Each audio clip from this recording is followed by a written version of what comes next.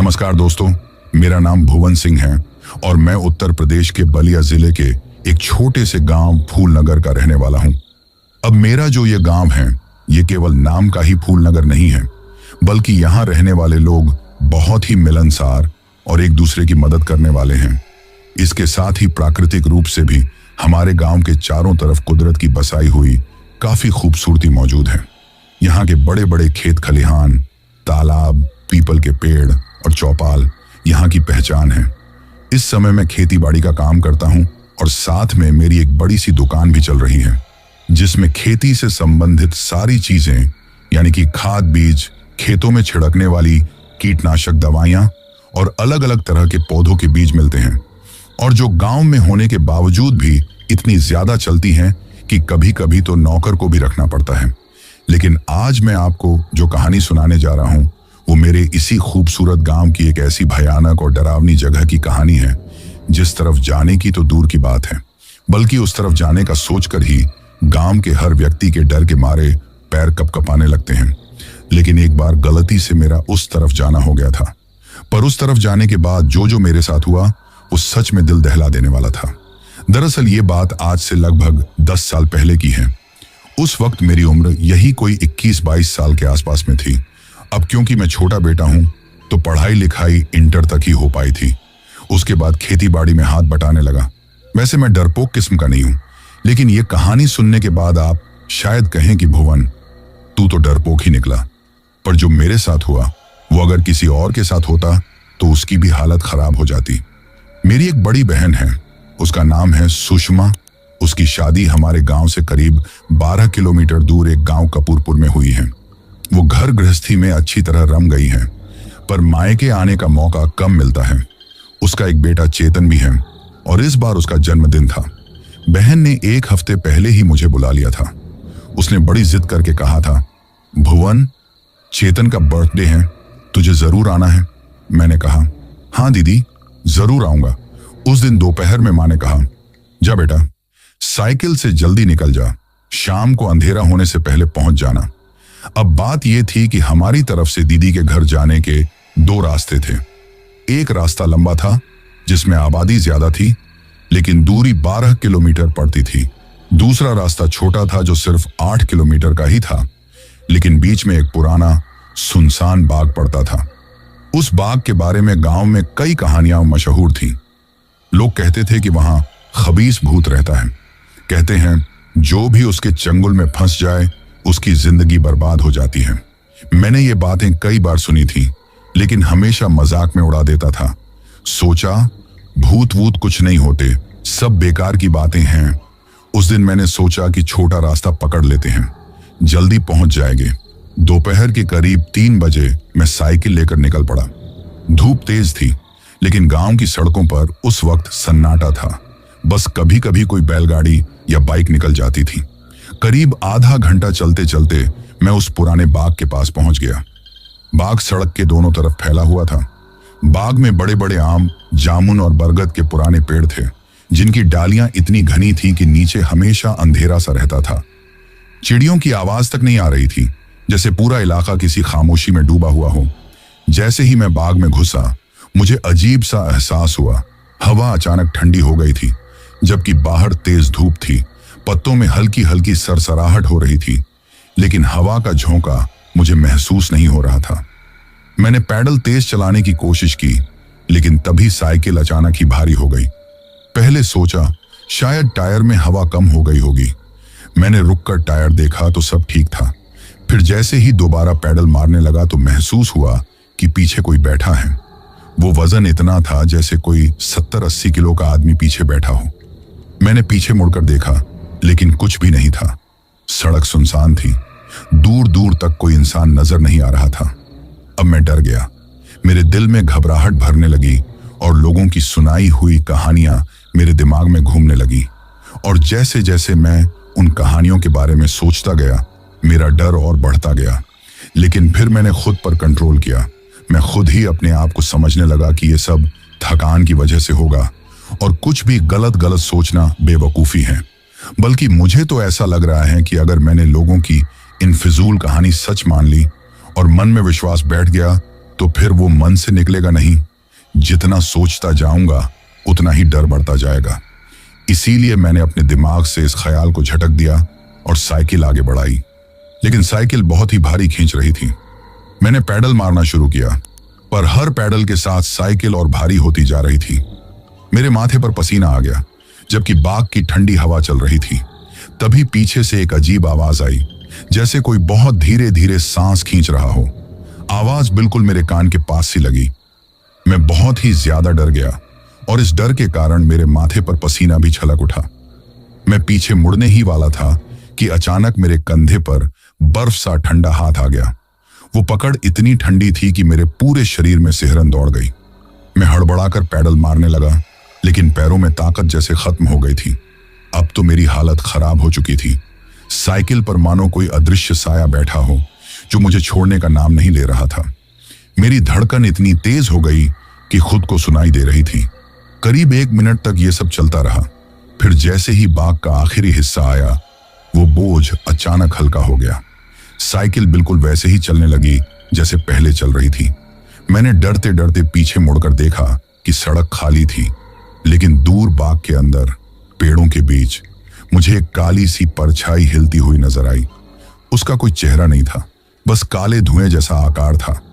मैंने बिना समय गवाए साइकिल को तेजी से भगाया और सीधे बहन के घर पहुंचा। बहन की सास ने दरवाजा खोला।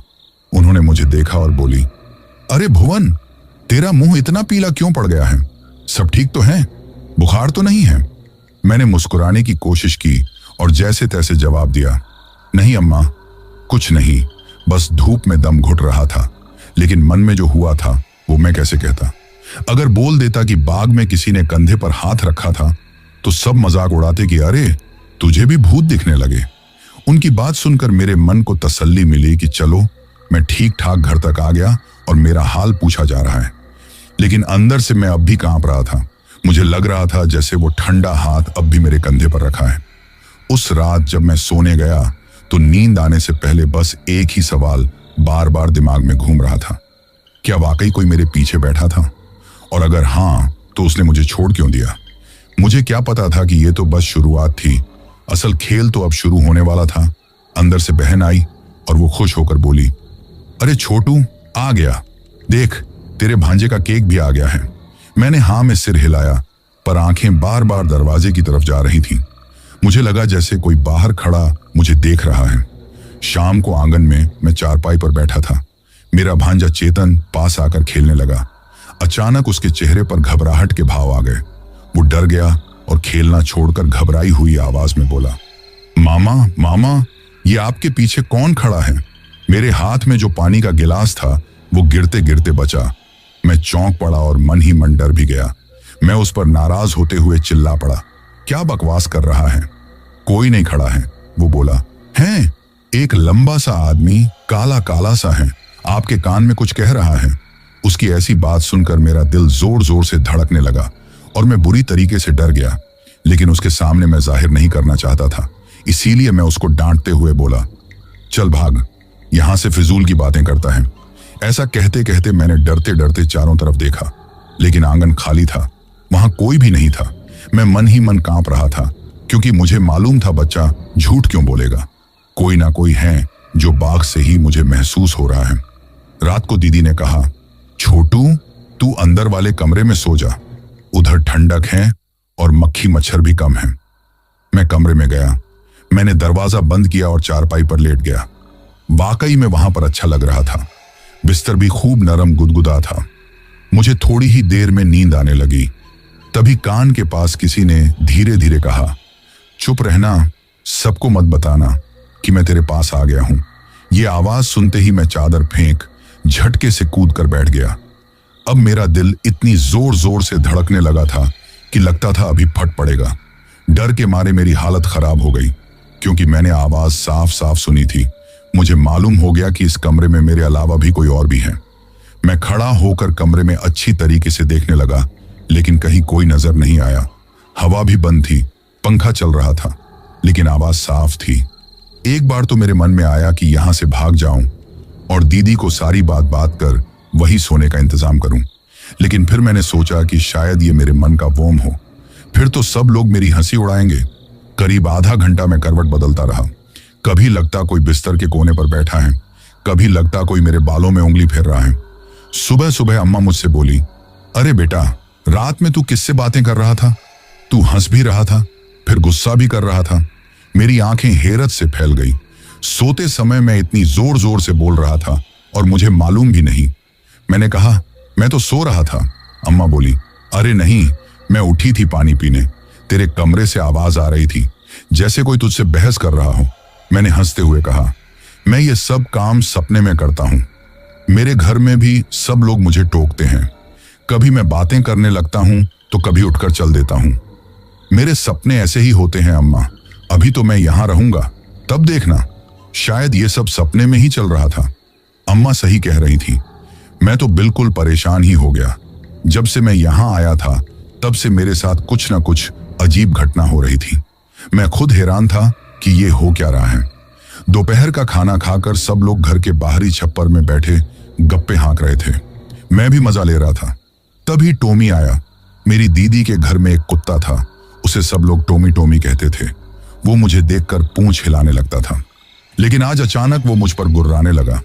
मैंने जैसे ही उसकी तरफ देखा कि वो पेन पेन करके रोने लगा।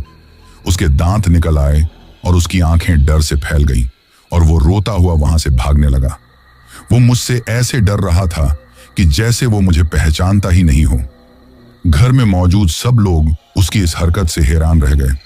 इस समय मेरे कान में धीरे धीरे से बोलने की आवाज, मेरे कान में कोई खुशबू साया तो चमकता क्यों है?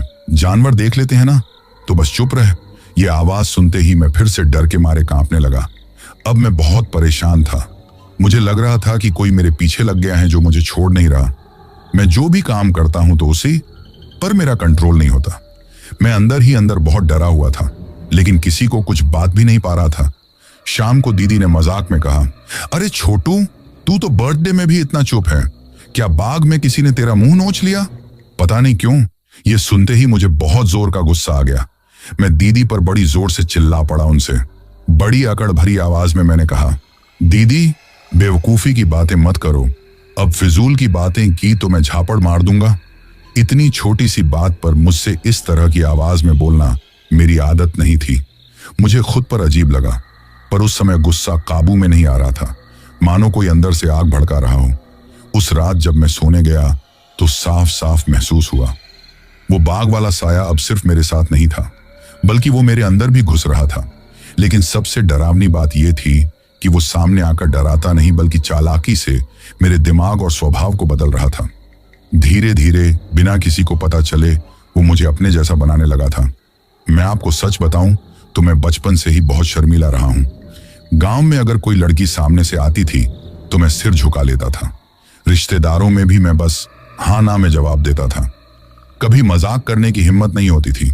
दीदी भी कहती थी, अरे छोटू, तू तो बिल्कुल गूंगा है, तुझसे कोई हंसी मजाक करवा ही नहीं सकता।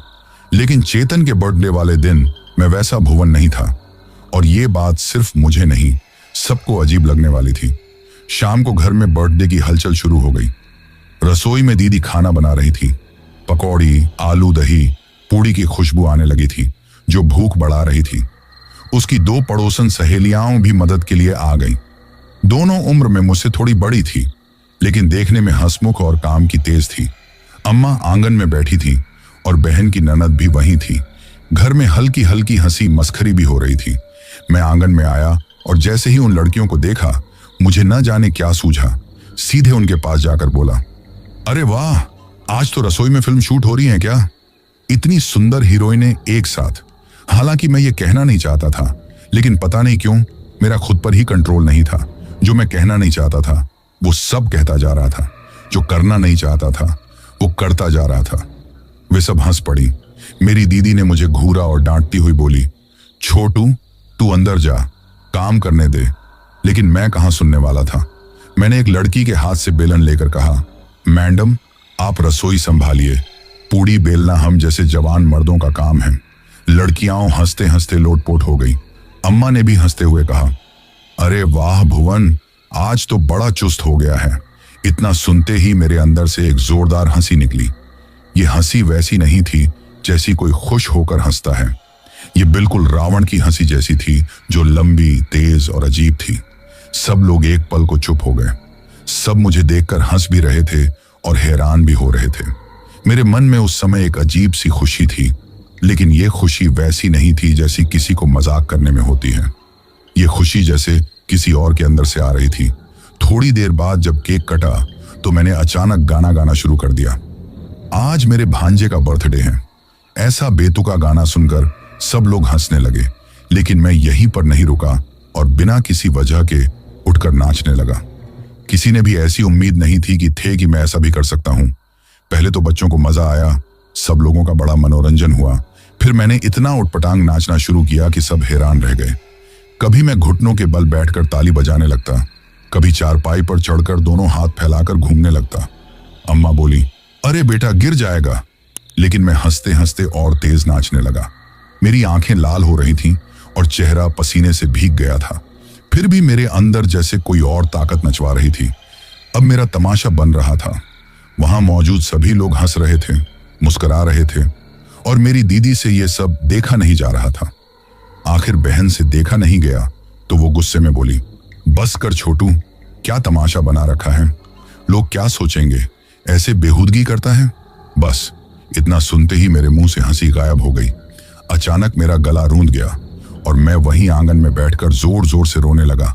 और मैं रो रो कर कहने लगा, तुम सब मुझसे नफरत करते हो, किसी को मेरी खुशी नहीं चाहिए, मैं अकेला हूं। मेरे रोने की आवाज इतनी तेज थी कि पड़ोस के लोग भी आ गए और वहां लोगों का झोंका लग गया। मेरी बहन, अम्मा और बाकी सब लोग हक्का बक्का थे कि अभी जो लड़का रावण की तरह हंस रहा था वो अब 5 साल के बच्चे की तरह रो रहा था। दीदी बहुत ज्यादा डर गई थी। वो सहमी हुई मेरे पास आई, मेरे कंधे पर हाथ रखा और बोली, छोटू शांत हो जा, क्या हो गया तुझे। लेकिन मैं रोए जा रहा था, मानो कोई अंदर से मेरे आंसू खींच रहा हो। सब लोग आपस में खुसुर पुसुर करने लगे और तरह तरह की बातें बनाने लगे। मेरा इस तरह का व्यवहार किसी को समझ में नहीं आ रहा था। कुछ लोग कह रहे थे कि इसके ऊपर कोई भूत है। यह समझो कि चेतन का बर्थडे सबके लिए एक मजेदार तमाशा बन गया। लेकिन मेरी दीदी के मन में एक बड़ी चिंता भर गई थी। उन्हें लग रहा था कि मेरे छोटू को कुछ हो गया है। रात के बाद से दीदी बार बार पूछती रही, तू ठीक तो है ना छोटू, तेरा ये अजीब मिजाज मुझे समझ में नहीं आ रहा। अब मैं उनको जवाब देना चाहता था, लेकिन मेरे अंदर कोई था जो मुझे बोलने से मना कर रहा था। मेरी दीदी जो भी पूछ रही थी मैं उसका जवाब भी नहीं देता, बस हाँ या ना में अपने मुंडी हिला देता था, या बहुत होता तो जवाब हाँ या ना में दे देता। लेकिन मुझे महसूस रहा था कि मेरा खुद पर ही कंट्रोल नहीं है। मैं बस हाँ ना में जवाब देता, पर अंदर से मुझे महसूस हो रहा था कि यह मैं नहीं था। मेरा स्वभाव, मेरी हंसी, मेरा रोना, सब पर किसी और का कब्जा हो गया था और मुझे लगने लगा था कि वो ताकत अब खुलकर मेरी जगह लेने की कोशिश कर रही है। बर्थडे की उस अजीब रात के बाद अगले दिन घर में माहौल थोड़ा भारी भारी था। दीदी ने मुझे कई बार टोका, छोटू कल तूने जो किया वो तूने जानबूझकर किया था, किसी ने तुझ में घुसकर करवा दिया। मुझे सही सही कुछ भी नहीं मालूम था। मैंने हंसकर टाल दिया, लेकिन अंदर से डर एकदम गाढ़े धुएं की तरह मेरे सीने में भरता जा रहा था। शाम को घर में कोई नहीं था। जीजा खेत पर गए हुए थे। उन्होंने खबर भेजी थी कि लौटने में देर होगी। अम्मा भी ननद के साथ पड़ोस में किसी की चौपाल में चली गई थी। घर में बस मैं, दीदी और उसका छोटा बेटा चेतन ही थे। बाहर आकाश में बादल जमा हो रहे थे, हवा में धूल उड़ने लगी थी और नीम के पेड़ की टहनियां टकरा टकरा कर एक अजीब सी खड़खड़ाहट की आवाज पैदा कर रही थी। यह मौसम का डर नहीं था, यह जैसे किसी आफत के आने का इशारा था। मैं आंगन में आया ही था कि रसोई से बर्तन गिरने की आवाज आई। मैं दौड़कर देखने गया तो रसोई बिल्कुल खाली थी। बस एक स्टील का गिलास फर्श पर गिरा पड़ा था और दरवाजे की ओट में जैसे किसी के पांव की परछाई हिली थी। मैंने जोर से पूछा, कौन है? लेकिन कोई जवाब नहीं आया। अब हवा एकदम ठंडी हो गई, इतनी ठंडी कि जैसे किसी ने बर्फ की सिल्लियां मेरे गले में घुसा दी हों। मैंने दीदी को आवाज दी, दीदी तू इधर आ जरा। मेरी आवाज सुनकर वो घबराई हुई मेरे पास आई और मुझे डरा हुआ देखकर बोली, क्या हुआ, इतना क्यों कांप रहा है, ऐसा क्या देख लिया तूने? मैंने सहमी हुई आवाज में कहा, मैंने अभी रसोई के पीछे किसी के पांव की परछाई देखी। वो हंस दी, तू भी ना कल से पागल हो गया है, अभी देखती हूं कौन है वहां। दीदी ने रसोई में घुसकर कोना कोना छान मारा, लेकिन कहीं भी कुछ नहीं था। वो हंसते हुए मेरे पास आकर बोली, कहीं कुछ नहीं है। लेकिन मेरा दिल तेज तेज धड़कने लगा। मैं वापस आंगन में आया और तभी देखा कि कोने में, जहां बोरियों में अनाज रखा था, वहां पर एक आदमी खड़ा था। और उस आदमी का चेहरा मेरी ही शक्ल का था। कपड़े भी वैसे ही थे, वही कुर्ता, वही पायजामा, बस उसकी आंखें लाल थीं और होंठ नीले पड़ गए थे। वो मेरी तरह खड़ा नहीं था, वो बिल्कुल सीधा, लकड़ी की तरह अकड़ा हुआ खड़ा था। वो मुस्कुराया, लेकिन ये मुस्कान इंसानों जैसी नहीं थी। मुस्कान में दांत ज्यादा दिख रहे थे, होंठ कम, और जैसे ही उसने मुस्कुराया, मुझे अपने ही कान में अपनी आवाज सुनाई दी, छोटू, आओ अब हम दोनों एक हो जाएं। उसकी डरावनी आवाज में ये बात सुनकर मैं डर के मारे मैं सुन्न पड़ गया। मैं जोर से चिल्लाना चाह रहा था, लेकिन मेरे मुंह से आवाज नहीं निकल पा रही थी। पसीना पीठ से बहकर कमर तक पहुंच गया, लेकिन ठंडी हवा में भी मेरे माथे पर पसीना था। मैंने हिम्मत करके एक कदम आगे बढ़ाया तो वो दूसरा मैं धीरे धीरे पीछे हटने लगा। लेकिन अजीब यह था कि उसकी परछाई नहीं थी। आंगन में लालटेन जल रही थी, फिर भी जमीन पर कुछ भी नहीं था, बस खाली फर्श था। जैसे ही मैं 5 कदम दूर पहुंचा, उसका चेहरा अचानक बदलने लगा। पहले होंठ और लंबे हुए, फिर नाक टेढ़ी हुई, और आखिर में वो शक्ल एकदम अजनबी बन गई। उसकी पीली सूखी आंखों के चारों ओर गहरे गड्ढे थे। अचानक वो मेरे सामने से ऐसे गायब हुआ जैसे किसी ने धुएं को हाथ से झटक दिया हो। ना आवाज हुई, ना दरवाजा खुलने की आहट, बस सन्नाटा ही सन्नाटा था।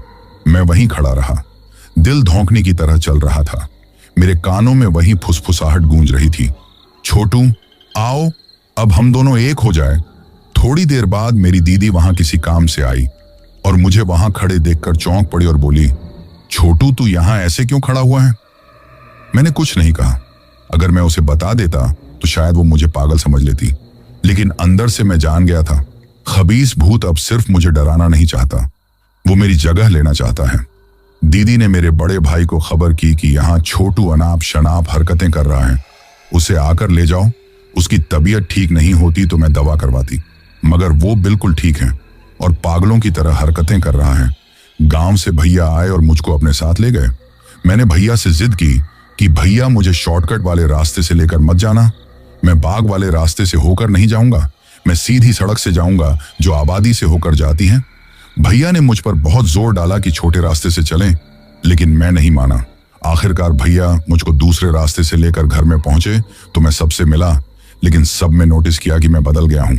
जरूर मैं किसी के चक्कर में हूं। 2-3 दिन ऐसे ही बीत गए, सब कुछ सही रहा। फिर अम्मा ने कहा, छोटू, खेत पर चले जाओ, जंगली सुअर फसल को खराब कर देते हैं। आज तुम्हारे भाई और बापू दोनों ही घर पर नहीं हैं। मैंने कहा, ठीक है, मैं चला जाता हूं। मैं खेतों पर पहुंच गया। वहां मचान बना हुआ था। मैं उस पर बैठ गया। हवा में एक सड़ी हुई मिट्टी और जले हुए बालों जैसी गंध थी। मैंने सोचा शायद खेतों के पास कोई आग जली होगी, लेकिन जैसे जैसे रात उतरती गई वो गंध और गहरी हो गई। मेरा दिल बेतरह धड़कने लगा। आधी रात को मैं नींद से अचानक चौंक कर उठा। मुझे कुछ अजीब सी आहट सुनाई दे रही थी। मैंने सोचा कि कहीं खेत में सुअरों का झुंड तो नहीं घुस आया है। मैंने एक डंडा लिया और खेत में टॉर्च लगाई, लेकिन जैसे ही सामने नजर पड़ी, मैं डर के मारे पत्थर की तरह जड़ हो गया। मचान के नीचे एक आदमी खड़ा था। उसका शरीर बिल्कुल मेरे जैसा था, पर चेहरा आधा मेरा और आधा किसी और का था। एक आंख बड़ी और सफेद थी, दूसरी बिल्कुल काली थी, जैसे कोई गड्ढा हो। मुंह इतना चौड़ा कि कानों तक फटा हुआ था और होंठों से काले थक्केदार खून की पतली सी लकीर बह रही थी। वो धीरे से बोला, पहचाना? आवाज भुवन मेरी थी, लेकिन उसमें घनघोर गूंज थी, जैसे कुएं के अंदर से कोई बोल रहा हो। मेरे पैरों के नीचे से जमीन खिसक गई। मैंने चीखने की कोशिश की, पर आवाज गले में ही अटक गई। अगले ही पल वो गायब हो गया। मैंने फिर से टॉर्च लगा लगा कर देखा तो कहीं कोई नजर नहीं आया। मैंने हिम्मत करके आंखें बंद कर ली, लेकिन 2 सेकंड बाद खेत में किसी भारी चीज के कूदने की आवाज आई। मैंने आंख खोली तो देखा कि अब वहां एक कुत्ता खड़ा था, पर वो कोई साधारण कुत्ता नहीं था। उसका आकार बछड़े जितना बड़ा था, उसकी आंखें अंगारे जैसी लाल थीं और उसके मुंह से लगातार लार टपक रही थी। जब उसने गुर्राया तो उसके पास से इतनी गंदी गंध आई कि मेरा दम घुटने लगा। वो धीरे धीरे मेरी ओर बढ़ा और पंजों की आवाज ऐसी थी जैसे लोहे का घिसाव हो रहा हो। उसकी पूंछ के सिरे पर मानो किसी सांप का सिर था जो फुफकार रहा था। मैंने मचान से पीछे हटने की कोशिश की तो खेत में जा गिरा। वो मुझ पर झपटा और मैं जोर से चिल्लाया। वो ठीक मेरे चेहरे से 2 इंच पहले अचानक हवा में घुल गया। अब बस जले हुए मांस की गंध ही आ रही थी। मैंने सोचा था अब सब खत्म हो जाएगा, लेकिन तभी दीवार पर मेरी परछाई हिलने लगी, जबकि मैं हिला भी नहीं था। वो परछाई पहले मेरे जैसी लग रही थी, फिर धीरे धीरे लंबी होती गई। उसके हाथों की जगह पंजे थे, सिर के ऊपर सींग थे और मुंह खुलकर एक असीम अंधेरे में बदल गया। वो परछाई दीवार से उतरकर फर्श पर बहने लगी जैसे काली धुंध हो। फिर वो मेरे पैरों से लिपट गई और ऊपर चढ़ने लगी। वो बहुत ठंडी थी, बिल्कुल बर्फ जैसी ठंडी, लेकिन उसमें एक अजीब सी पकड़ थी, मानो मेरी खाल के अंदर घुस रही हो। मैंने चीखते हुए पास रखा हंसिया फेंक दिया। तभी मुझे ध्यान आया कि लोग कहते हैं कि भूत प्रेत आग से डरते हैं। जैसे ही ये बात मुझे ध्यान आई तो याद आया कि मेरी जेब में दियासलाई पड़ी थी। मैंने दियासलाई निकाली और एक तीली जलाई और परछाई की तरफ फेंकी, और जैसे ही लपट ने धुंध को छुआ वो पीछे हट गई और गायब हो गई। मेरे गांव में आने के साथ ही साथ दीदी के यहाँ के किस्से भी मेरे गांव में फैल गए थे, क्योंकि मेरे यहाँ की एक लड़की की शादी दीदी के गांव में हुई थी। जब वो आई तो वो वहां के किस्से भी सुनकर आई थी। उसने पूरे गांव में मेरा प्रचार कर दिया। मेरा नाम अब अलग ही तरह से फैलने लगा था। गांव में जिन जिन लोगों ने मेरी ताकत देखी थी वे मेरे बारे में कई तरह की बातें करने लगे। एक बात सच होती तो उसमें 10 बातें जोड़ लेते थे, वही लोगों को बता देते थे और लोग भी उन बातों को बढ़ा चढ़ाकर एक दूसरे से कहते। इस तरह से थोड़े ही दिनों में पूरे गांव में नाम हो गया कि भुवन के शरीर में बहुत ताकत है, वो कुछ भी कर सकता है। इस बात का फायदा भी कुछ लोगों ने उठाना चाहा। कोई कहता, अरे भुवन तो 10 आदमियों का काम इकट्ठा कर सकता है, उसके अंदर बाग वाला खबीस है। कोई कहता कि भुवन अगर एक बार किसी को देख ले तो वो आदमी काम जाए। लेकिन मेरे घर वाले चाहते थे कि मेरे बारे में कोई भी उल्टी सीधी बातें ना फैलें और लोग उल्टा पुल्टा ना सोचें, नहीं तो बदनामी हो जाएगी और मेरी शादी नहीं होगी, ना ही रिश्ते आएंगे। इसीलिए वे हर जगह यही कहते, अरे भुवन तो अब बस थोड़ा खुला खुला रहने लगा है। पहले उसे हम लोग डांट डपट कर रखते थे, अब बड़ा हो गया है तो हम लोगों की बात नहीं मानता है, अपने मन की करने लगा है। नया नया जवान हुआ है, इसीलिए उसका मिजाज बदलने लगा है, अपने जोश में कुछ भी करने लगता है। गली के आखिर में रहने वाला परसू काका बड़ा चालाक आदमी था। उसे हर इंसान से काम लेने का बड़ा तजुर्बा था। उसकी तरह होशियार आदमी मेरे गांव में कोई दूसरा नहीं था। उसने सोचा क्यों ना मेरी ताकत का फायदा उठाया जाए। एक दिन मैं उधर से निकल रहा था तो उसने मुझे बड़े प्यार से बुलाया और मुझसे कहा, भुवन बेटा बैठो, चाय नाश्ता कर लो। मैं खुश हो गया। मैंने चाय नाश्ता किया। फिर उसने कहा, बेटा मेरे थोड़े गेहूं हैं, उन्हें साफ कर दोगे? मैंने कहा, ठीक है कर दूंगा। हालांकि मैं अंदर से मना करना चाहता था कि नहीं करूंगा, लेकिन मेरे अंदर बैठी हुई ताकत ने जबरदस्ती कहलवाया। साफ कर देंगे, खिलाएगा क्या? परसू काका ने कहा, रबड़ी खिलाऊंगा। मैंने झट से कहा, ठीक है निकालो गेहूं। उस दिन बड़ी तेज तेज हवा चल रही थी। गेहूं साफ करने के लिए बड़ा अच्छा दिन था। परसू काका ने आंगन में गेहूं इकट्ठे करने शुरू कर दिए। पहले एक बोरी, फिर दूसरी बोरी, फिर तीसरी बोरी। ऐसे करते करते परसू काका ने पूरे 10 कुंतल गेहूं जमा कर दिए। मैंने गेहूं साफ करने का, या कह लीजिए कि गेहूं ओसाने का बड़ा सा टोकरा उठाया और गेहूं को तेज हवा में ओसाने लगा। मेरे काम की रफ्तार को देखकर परसू काका की आंखें चमकने लगी। मैंने देखा कि 10 कुंतल गेहूं का ढेर लगा पड़ा है, लेकिन मुझे तो वो जरा सा भी नहीं लग रहा था। मेरे शरीर में ना तो थकावट थी ना कोई डर था, बस एक अजीब सी फुर्ती और जोश था। गेहूं से मिट्टी भूसी कचरा सब उड़ने लगा। गेहूं एकदम साफ हो गया, जैसे किसी ने मशीन से डालकर छाना हो। गांव के लोग जमा होने लगे और किनारे पर खड़े होकर तमाशा देखने लगे। वो बोल रहे थे कि अरे ये तो बिजली से भी तेज रफ्तार से काम कर रहा है।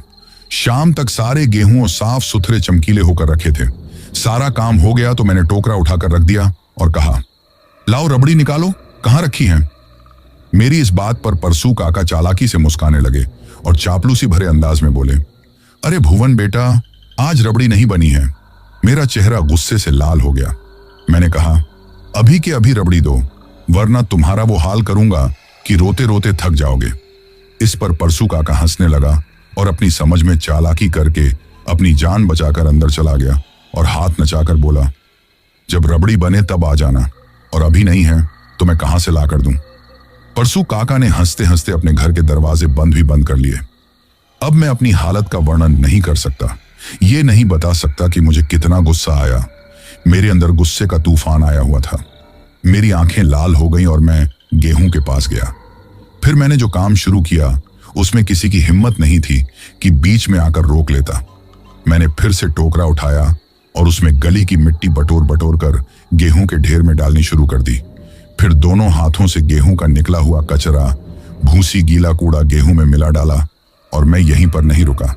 फिर कुएं से पानी खींचकर गेहूं के ढेर पर डालना शुरू कर दिया।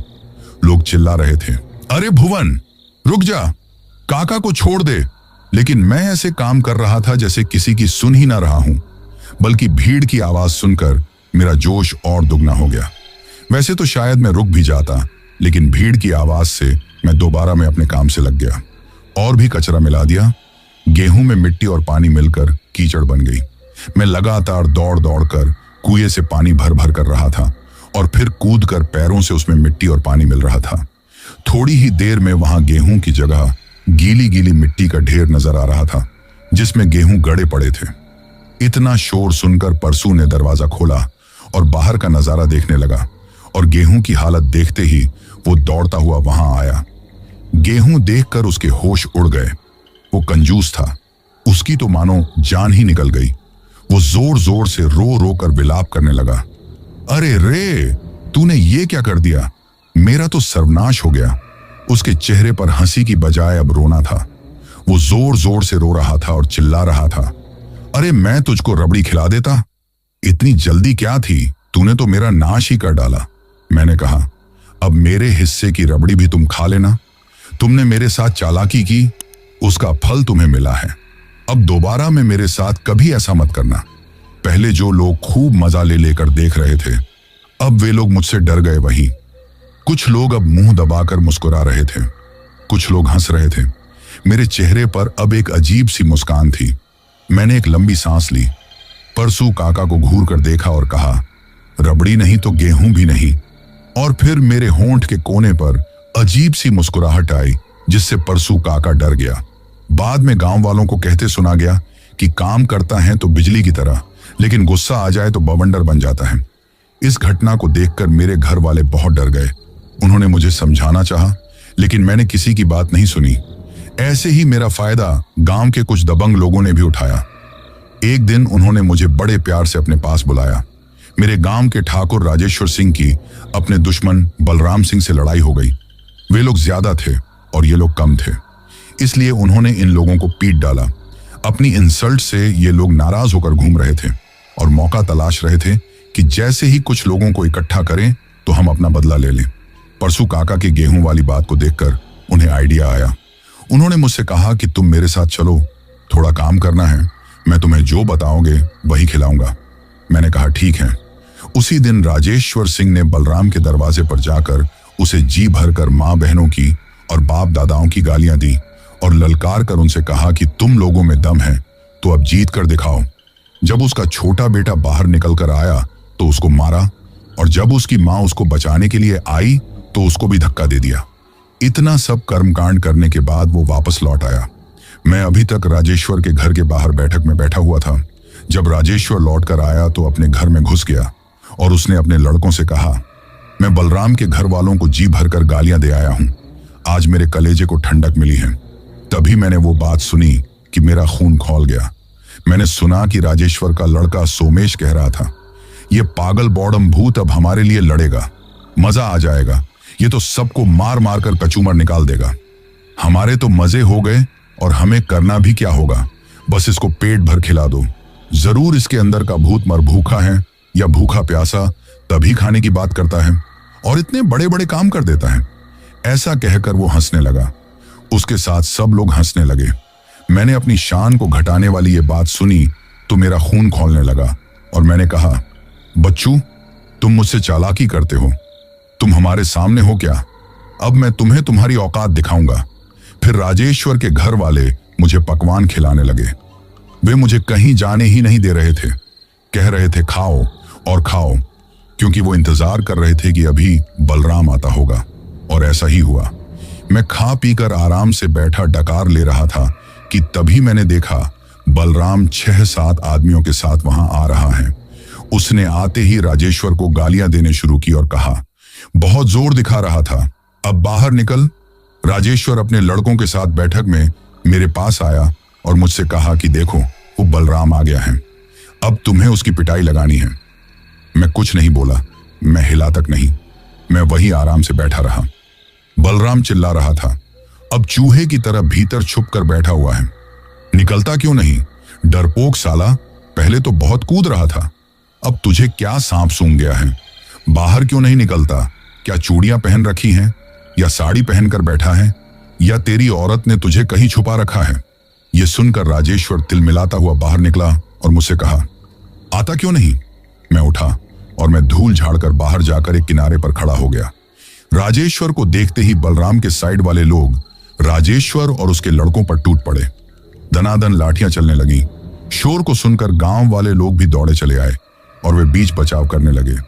वहां इतनी भीषण लड़ाई हुई कि थोड़ी ही देर में राजेश्वर और उसके लड़के सब टूटे फूटे पड़े हुए थे। बलराम के गुंडों ने उन्हें जी भरकर मारा, हाथ पैर तोड़ दिए और गालियां देते हुए चले गए।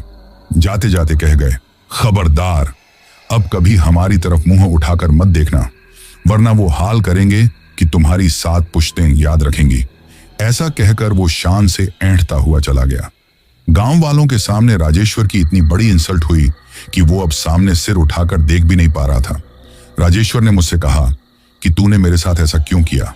तो मुझे उस पर इतनी गुस्सा आई कि मैंने फौरन उसके 2 तमाचे जड़े और कहा, तूने मेरे लिए अपने लड़कों के साथ क्या कहा था कि मैं भूखा प्यासा हूं? तू मुझे बेवकूफ बनाकर काम निकालना चाहता था, और वैसे भी इस मामले में तेरी गलती है। तू ही हमेशा उससे लड़ाई झगड़ा किया करता है। अब दोबारा में अगर गुंडागर्दी दिखाई तो मैं तेरा वो हाल करूंगा कि तू याद रखेगा, तेरे हाथ पैर तोड़कर जमा कर दूंगा। मेरी बात को सुनकर राजेश्वर, उसका लड़का सोमेश और बाकी घर वाले चुप ही रहे, क्योंकि उन्हें मेरे बारे में अच्छी तरह से पता था कि सनक में मैं कुछ भी कर सकता हूं। गांव में अब मेरी चर्चा 2 वजहों से होती थी। पहली मेरी अजीब हरकतें और दूसरी मेरी अजब ताकत। मेरे घर वाले मेरी वजह से बहुत ही ज्यादा परेशान थे। वे हर समय मेरी हिफाजत में रखे लगे रहते, ज्यादातर मेरे साथ ही रहते थे, लेकिन फिर भी कुछ न कुछ हो ही जाता था। मेरे अंदर जो ताकत मौजूद थी वो बहुत ही विचित्र थी। कभी कभी वो मुझसे ऐसे ऐसे काम करवाती थी कि मुझे होश में आने पर पता चलता तो मैं बहुत शर्मिंदा होता। मेरे घर वाले बेशक परेशान थे, पर गांव के लोग फुल मजे लेते थे। कभी कभार वे डर भी जाते थे। मुझे तो कुछ होश ही नहीं रहता था। मेरे साथ कोई मजाक करता तो फिर मैं बहुत बुरी तरीके से चिढ़ जाता था। मेरे अंदर कोई भूत रहता है, ये पूरे गांव को पता चल गया था। इसलिए सेफ जोन में रहकर वे लोग मुझे चिढ़ाते थे, अपना मजा लेते थे। गांव की चौपाल के पुराने बूढ़े ज्यादा खुराफाती थे। उनके मन में हमेशा चुलबुली मची रहती। एक दिन सुबह सुबह की बात है, गांव के चौपाल पर बूढ़े बुजुर्ग बैठे हुक्का गुड़गुड़ा रहे थे। तभी मैं हाथ में पीतल का लोटा लेकर उधर से दिशा मैदान के लिए निकला। हालांकि मेरे यहाँ शौचालय था, लेकिन मैं शौच के लिए बाहर खेतों में ही जाता था। सब मुझको बुलाने लगे, आओ भुवन बेटा, यहां आओ। मैंने कहा, मैं जरूरी काम से जा रहा हूं। तो सब कुछ समझते हुए भी गोपाली बाबा हंसते हुए बोले कि जरूरी काम यहीं कर लो। इस बात पर बाकी बूढ़े भी हंसने लगे। जैसे ही मैंने देखा कि मेरा सब बूढ़े मजाक उड़ा रहे हैं, तो बस मेरा पारा गर्म हो गया। मैंने कहा, ठीक है, अभी लो। मैं वहीं सबके सामने चौपाल पर धम्म से बैठ गया।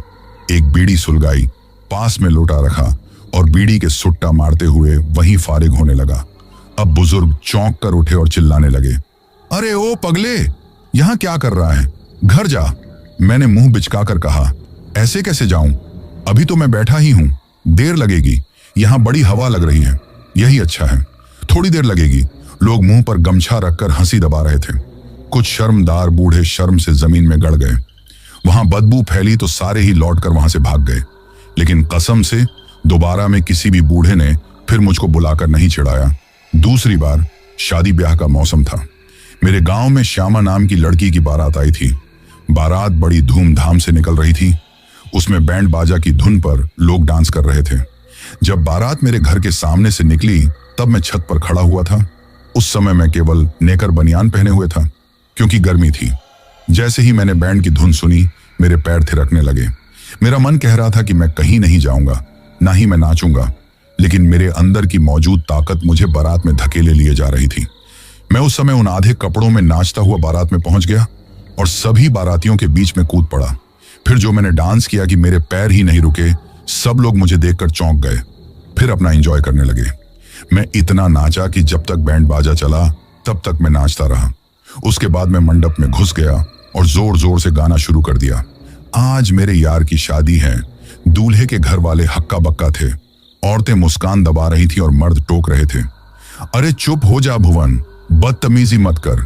लेकिन मैं रुकने वाला नहीं था। ताल ठोक ठोक कर और ऊंची आवाज में गाता रहा। यहां तक कि ढोलक वाला भी मुझे देखकर हंसने लगा। फिर मैं घर वापस आया। मेरे अंदर का भूत निकल गया, लेकिन फिर मैं जो बीमार पड़ा तो 2 दिन तक नहीं उठा। बिना खाए पिए बिस्तर पर ही रहा। फिर मैं ठीक हुआ। ऐसा नहीं है कि मैं 24 घंटे परेशान ही रहता था। मैं ठीक भी हो जाता, लेकिन फिर मुझे साफ महसूस होता कि कोई मुझ पर सवार हो गया है। फिर जो मैं उटपटांग हरकतें करता उसका मुझे होश भी नहीं रहता था। एक बार मेरे गांव में बहुत ही भयंकर घटना घटी। बहुत दिनों से गांव में शोर हो रहा था, कुछ चोरों का गिरोह आ गया है जो चोरी करता है, बच्चों का किडनैप कर लेता है। आसपास के गांव में भी कई घटनाएं हो चुकी थी। मेरे गांव में भी लोग सावधान हो गए और कुछ लोग रात में जागकर पहरा भी देते थे। एक बार कई चोरों का गिरोह गांव में आ गया। उन्होंने गांव के एक अमीर आदमी रामधुनी के घर में चोरी करने के लिए धावा बोल दिया। रामधुनी उसकी बीवी और लड़कों को बांध कर डाल दिया और उसके घर में जितनी भी नकदी और जेवरात थे सब लूट लिया और अंत में चलते समय उनके सबसे छोटे लड़के को किडनैप करके ले जाने लगे। रामधुनी बहुत रोया और गिड़गिड़ाया कि तुमने लूटपाट तो कर ही ली है, अब कम से कम मेरे बच्चे को तो मत ले जाओ। लेकिन इस बात पर उन चोरों ने रामधुनी को इतना मारा कि वो बेचारा बेहोश हो गया। इसके बाद तमंचा दिखाकर कालू चाचा का दरवाजा खुलवाया। वहां भी खूब लूटपाट की और जो भी नकदी जेवरात मिला वो समेट कर बांध लिया। फिर तीसरे घर में भी चोरी कर ली।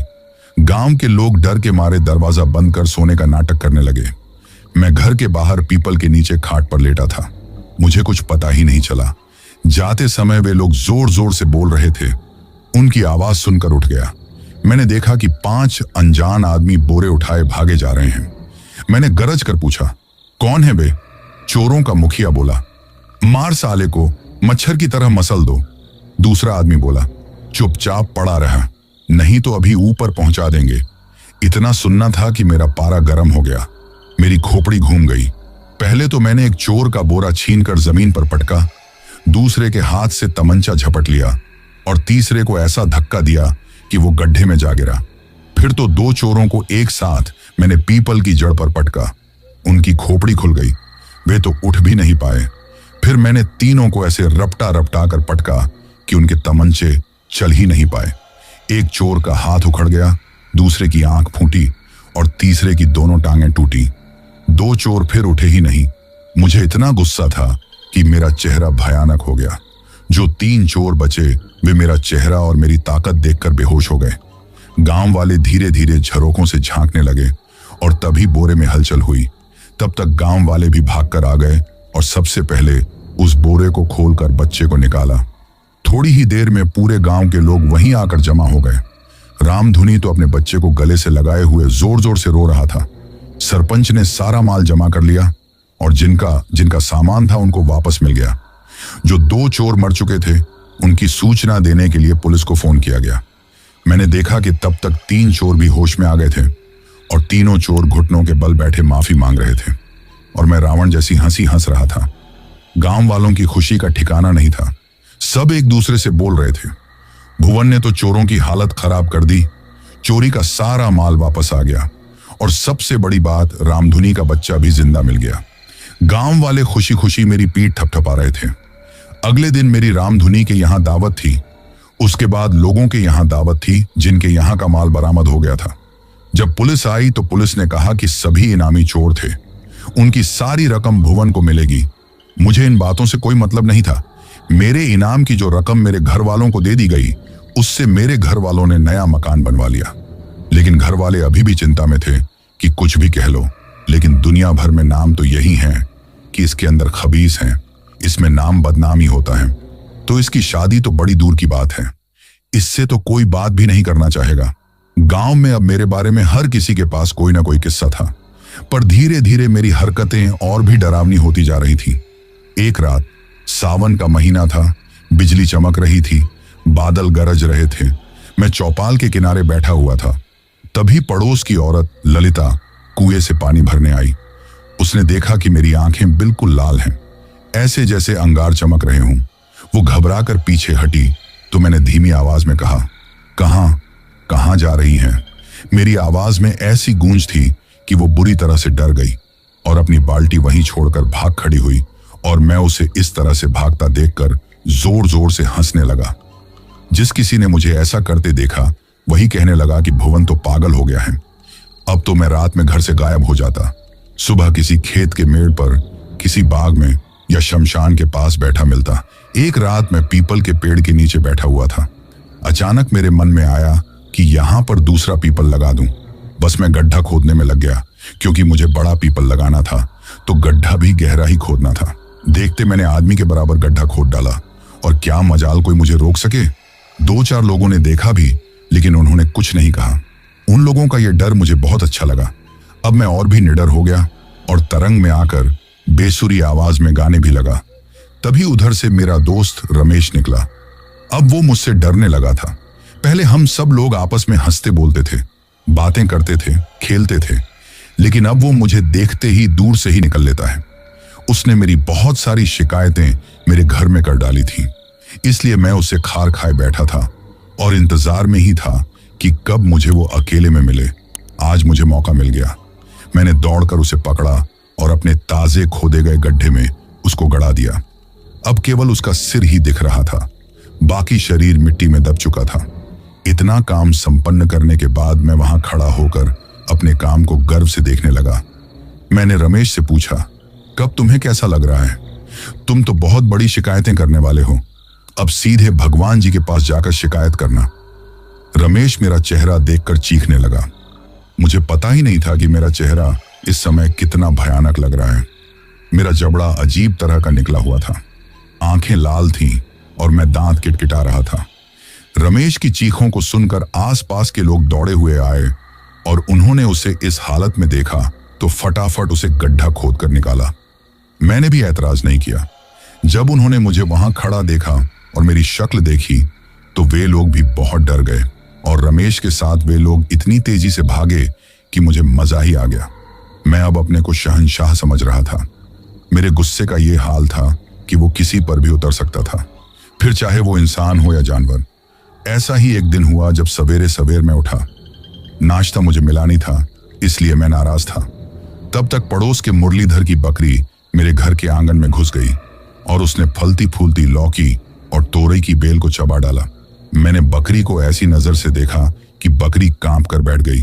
फिर मैंने बकरी का कान पकड़कर जोर से ऐंठा और कहा, मेरे हिस्से का मत खा, नहीं तो तुझे भी खा जाऊंगा।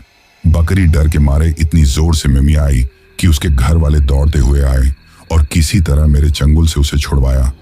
कुत्ते तो मुझे देखकर पहले ही भाग जाते थे, अब सभी जानवर मुझसे डरने लगे। तभी एक घटना ऐसी हो गई कि गांव के सारे बच्चे भी मुझसे डरने लगे, क्योंकि एक दिन 4-5 बच्चे अमरूद तोड़ रहे थे। मैं उधर से निकला तो अमरूद खाने का मेरा भी मन हुआ।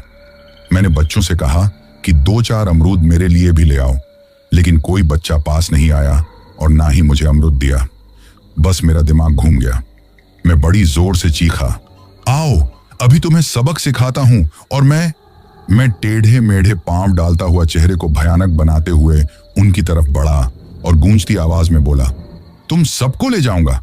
बच्चे ऐसे चीखे कि पूरे मोहल्ले में अफरा तफरी मच गई।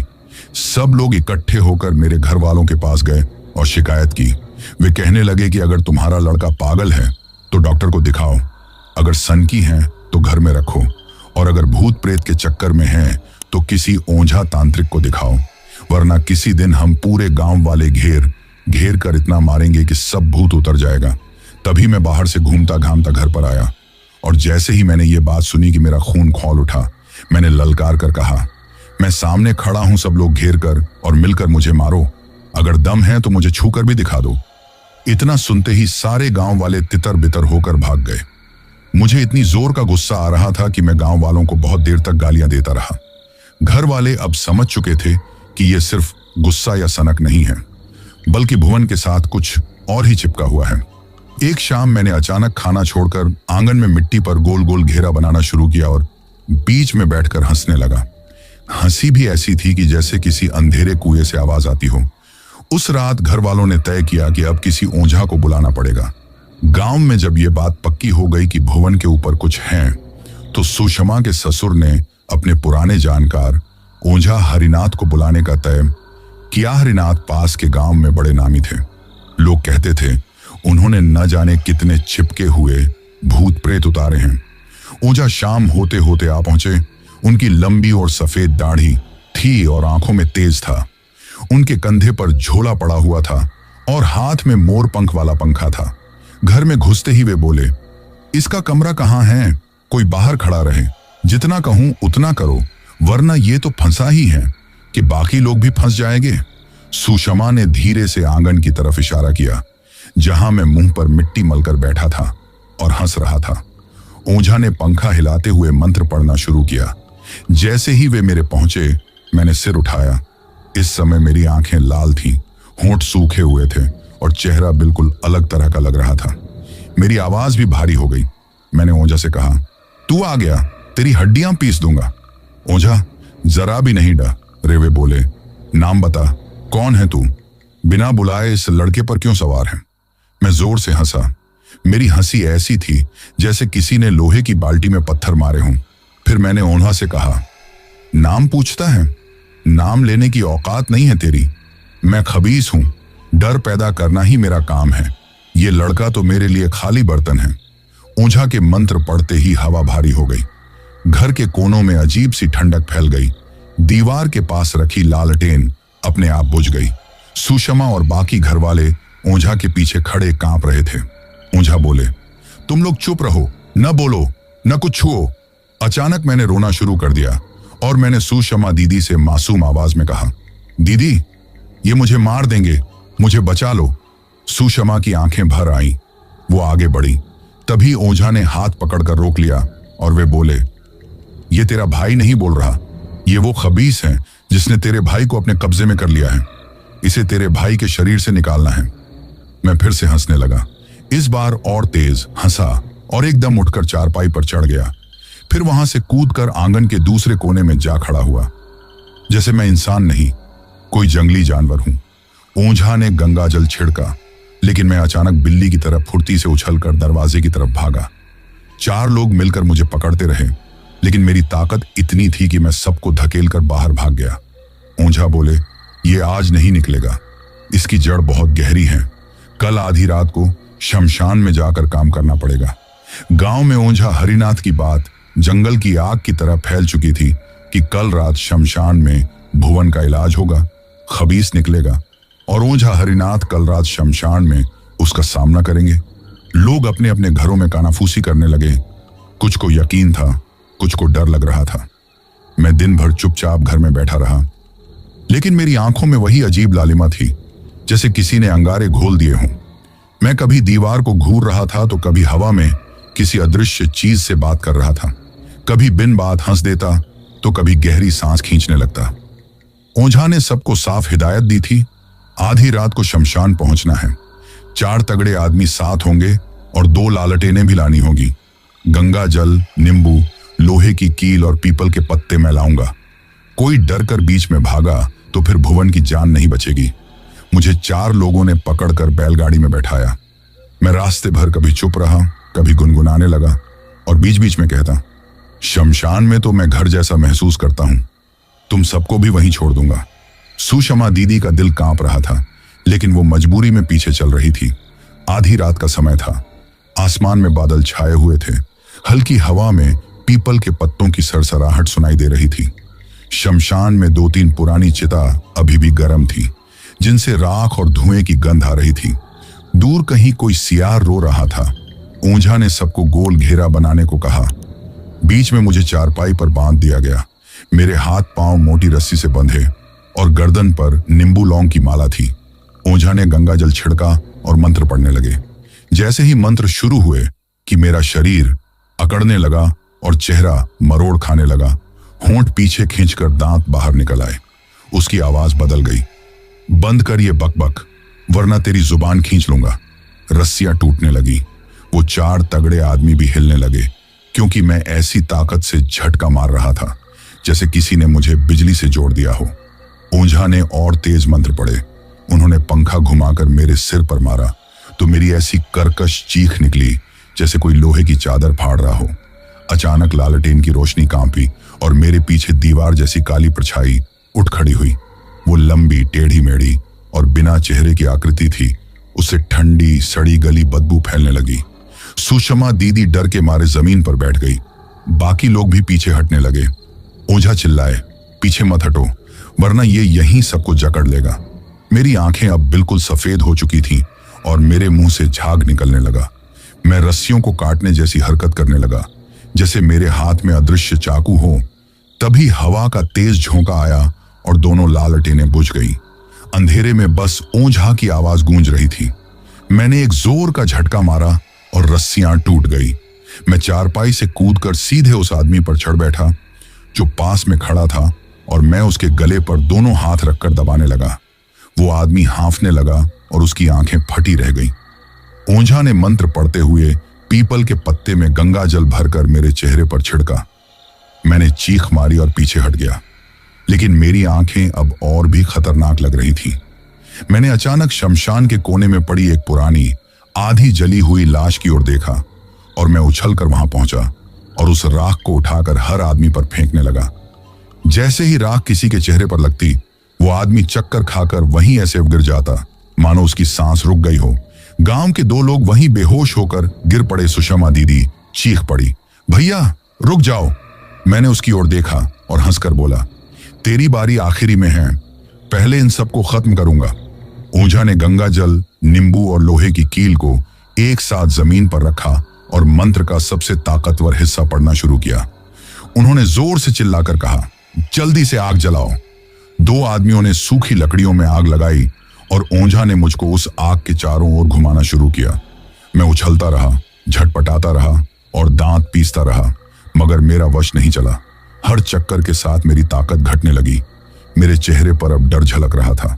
मैं बार बार जमीन पर गिरकर उठ रहा था, मानो कोई अंदर से खींच रहा हो। आखिरी मंत्र पर ओझा ने लोहे की कील मेरे सामने जमीन में गाड़ दी और नींबू को मेरे सिर के ऊपर से 7 बार घुमाकर आग में फेंक दिया। मैंने ऐसी चीख मारी कि पूरे शमशान में सियारों के झुंड ने एक साथ हुंकार भर दी। अचानक मेरे शरीर से वही काली परछाई निकलकर आग की तरफ गई और धुएं में बदल गई। मैं बेहोश होकर गिर पड़ा। सारी हवा भारी हो गई और एक अजीब सी शांति छा गई। ओझा ने कहा, यह भुवन अब ठीक हो गया है, लेकिन 7 दिन तक इस पर कड़ी नजर रखना, वरना ये चीज फिर लौट आएगी। गांव वाले धीरे धीरे हिम्मत करके आगे आए। मेरी सांस चल रही थी, लेकिन मैं बिल्कुल थका और कमजोर लग रहा था। सुषमा दीदी मेरे सिर को गोद में रखकर रो पड़ी और बोली, भैया अब तो ठीक हो ना तुम। मैंने धीरे से आंखें खोली, लेकिन कुछ नहीं बोला। शमशान की रात खत्म हुई। अब मैं बिल्कुल होश में था। मैंने चारों तरफ देखा। इतने सारे लोगों को देख मैं बोला, ये क्या हो रहा है, क्या बात है। मेरे दोस्त मेरे पास डरते डरते आए।